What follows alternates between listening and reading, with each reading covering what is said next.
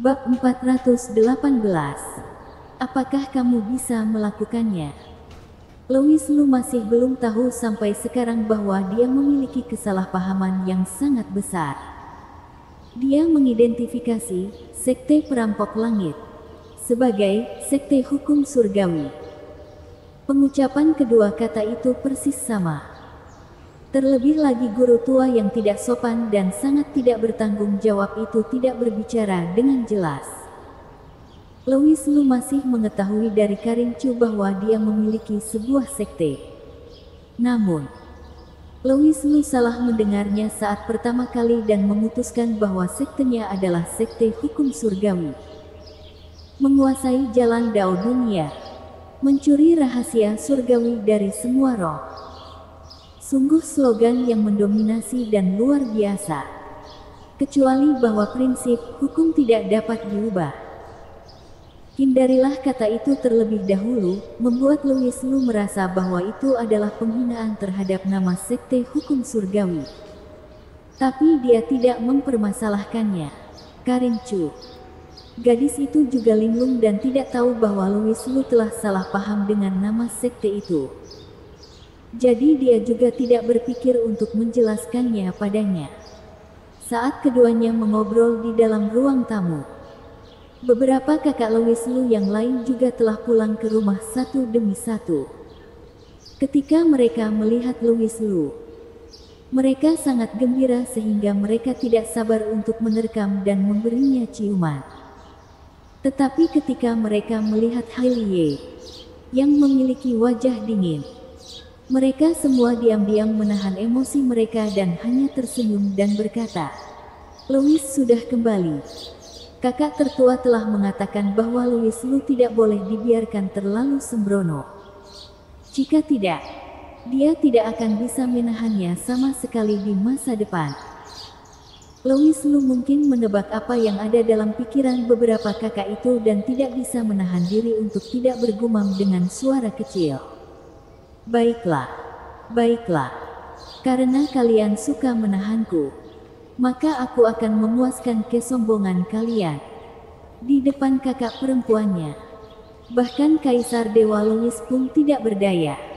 Di malam hari, Celawang adalah orang pertama yang tidak dapat menahan dan menyelinap ke kamar Louis Lu. Matanya bersinar dengan kegembiraan dan dia berkata, "Louis, yang mulia Kaisar Dewa, kakak keempat sangat mengagumimu.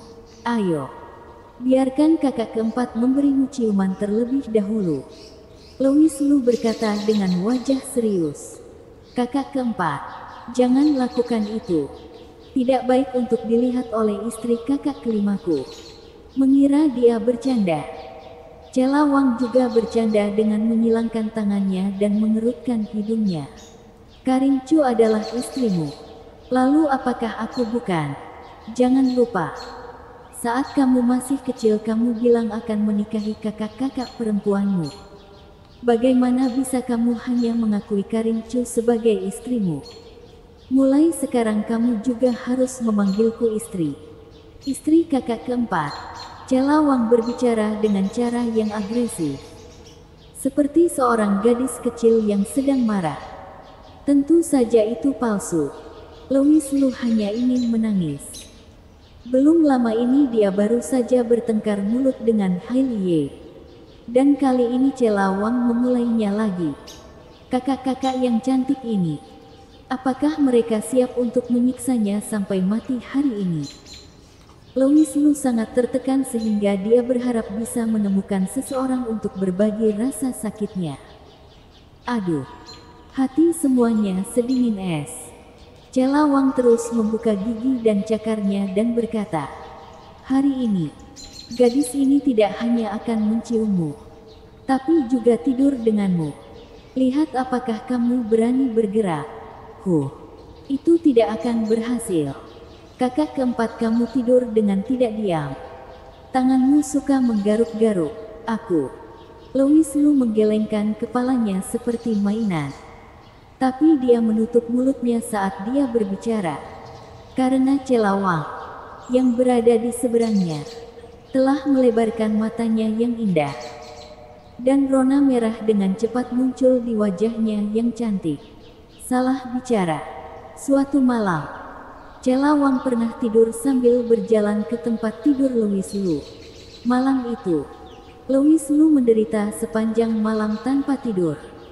Keesokan harinya pagi-pagi sekali, Cela Wang pergi dengan diam-diam, mengira Louis Lu tidak tahu tentang tidur sambil berjalannya. Dan Louis Lu juga tidak mengatakan apa-apa.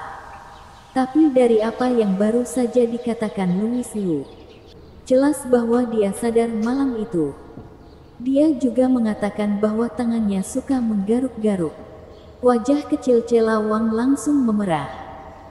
Meskipun dia adalah orang yang paling pandai bicara kotor di antara semua kakak perempuannya, itu hanya secara verbal. Dalam hal latihan, dia jauh lebih rendah daripada Sally Liu, si rubah betina, dan orang yang tampaknya paling tidak mengancam, Karin Chu. Jadi pada saat ini, setelah diekspos oleh Louis Lu tentang apa yang terjadi malam itu, Cela Wang langsung tersipu. Dia memegang sesuatu yang tidak seharusnya dia pegang malam itu. Cela Wang hanya malu sesaat. Selanjutnya, menjadi marah karena malu. Dia tidak tahan dengan ekspresi butuh tamparan Louis Lu dan berteriak, "Ah, tatapan apa itu di matamu? Membuatnya tampak seperti aku sengaja mencoba memegangmu. Bukankah begitu?" Louis Lu tersenyum menggoda. Memikirkannya di pagi hari, memimpikannya di malam hari. Cela Wang benar-benar tidak bisa membalas sejenak. Dia mengertakkan giginya dan berkata, "Lagi pula aku sudah memegangnya. Jadi aku akan memegangnya lagi malam ini. Siapa suruh kamu menertawakanku?" Saat dia berbicara, dia mengangkat selimut Louis Lu dan menyelinap masuk. Louis Lu juga marah dan menggeram pelan. "Gadis kecil, kamu bermain-main dengan api. Percaya atau tidak, aku akan memakanmu malam ini. Apakah kamu bisa melakukannya?" Cela Wang membalikkan tubuhnya ke samping dan menatap Louis Lu. Matanya penuh dengan provokasi. Dengan terungkapnya identitas Louis Lu sebagai seorang kultivator, kekurangan dari kekuatan sihir tanpa nama miliknya sudah diketahui oleh Cela Wang dan yang lainnya. Tetapi mereka tidak tahu bahwa kekurangan itu hanyalah sebuah kesalahan. Karin Chu tidak berani mengatakan yang sebenarnya pada mereka.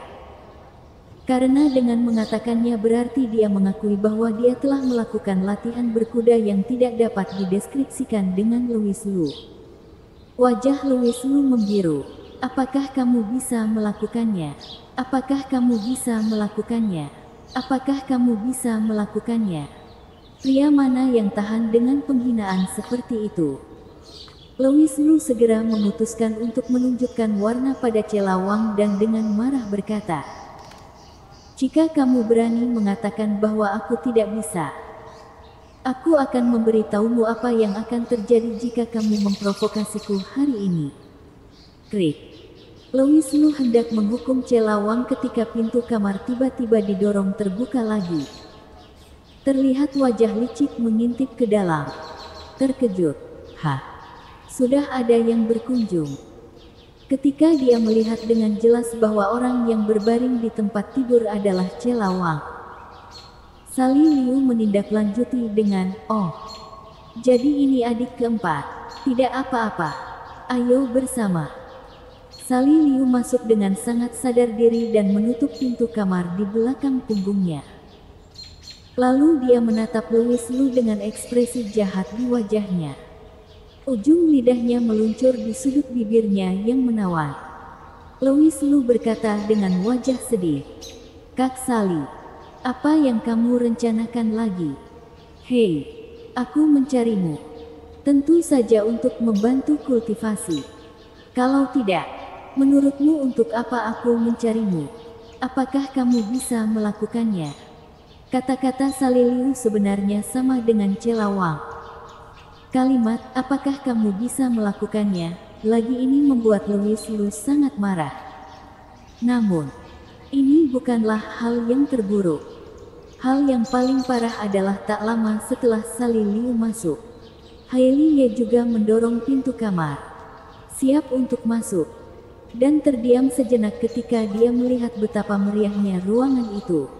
Segera, dia berkata dengan dingin, "Kalian berdua kekanak-kanakan, menggoda seorang Kasim. Apakah itu menarik?" Bersambung,